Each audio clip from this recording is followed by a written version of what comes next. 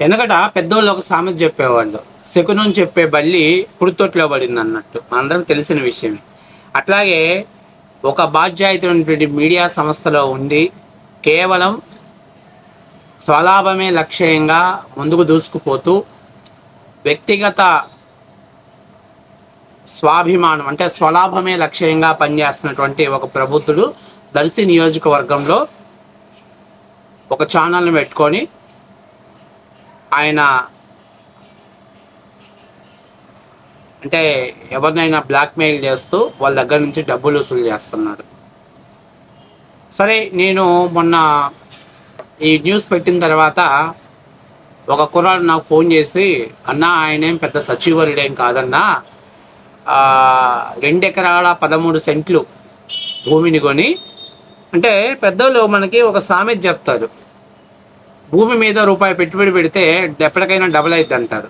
కానీ మన ఘనాపాఠ్యుడు ఎంత ఘనాపాఠ్యుడు అంటే భూమినే డబల్ చేశాడు. డబల్ అంటే 6 ఎకరాల 13 సెంట్లు చేశాడు.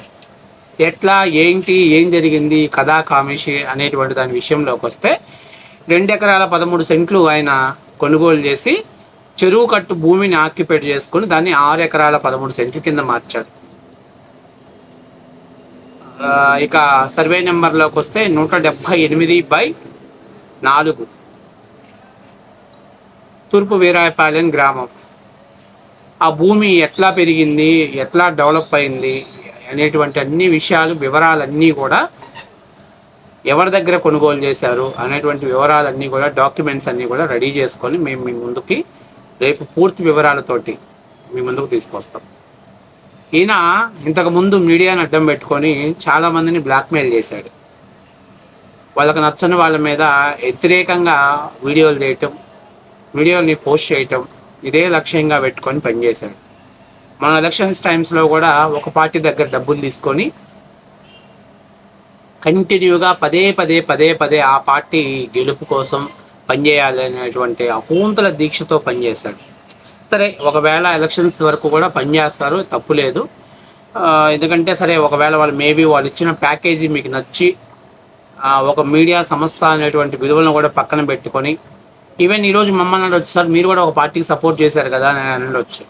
మేము క్లియర్గా చెప్తున్నాం, మేము తెలుగుదేశం పార్టీకి మాకు రాష్ట్ర స్థాయి ఒక పదవి ఇచ్చింది, అది పార్టీ కోసం పనిచేస్తున్నాం కాబట్టి తప్పనిసరి పరిస్థితుల్లో మేము తెలుగుదేశం పార్టీకి పనిచేస్తున్నాం. అది సో మీరు కూడా, ఎస్ నేను వైఎస్ఆర్ కాంగ్రెస్ పార్టీ నుంచి ఒక పదవి తీసుకున్నాను కాబట్టి నా ఛానల్ వైఎస్ఆర్సీపీకి అనుకూలంగా పనిచేస్తుందని మీరు చెప్పగలుగుతారా?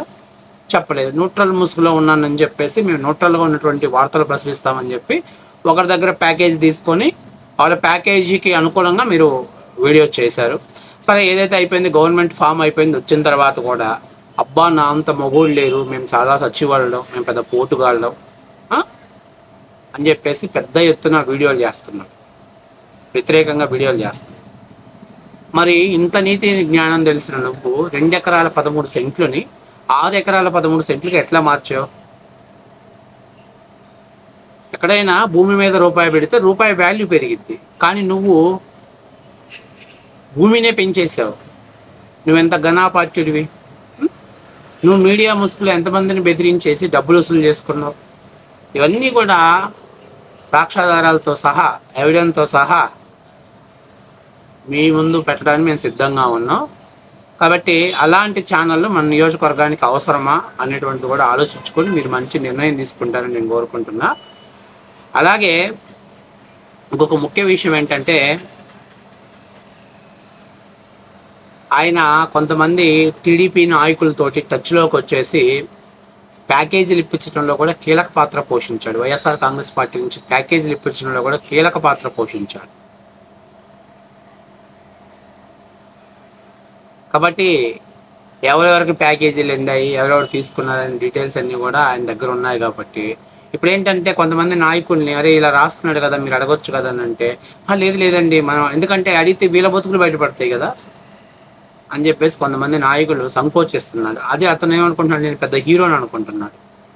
ఎవరు భయపడే ప్రసక్తి లేదు. నీ చరిత్ర ఏందో, ఆ భూమిని ఎలా వచ్చిందో రేపు ఫుల్ డీటెయిల్తో సహా మళ్ళీ తొందరలోనే సంక్షిప్తంగా వీడియో మీ ముందుకు తీసుకురావడానికి సంసిద్ధంగా ఉన్నా.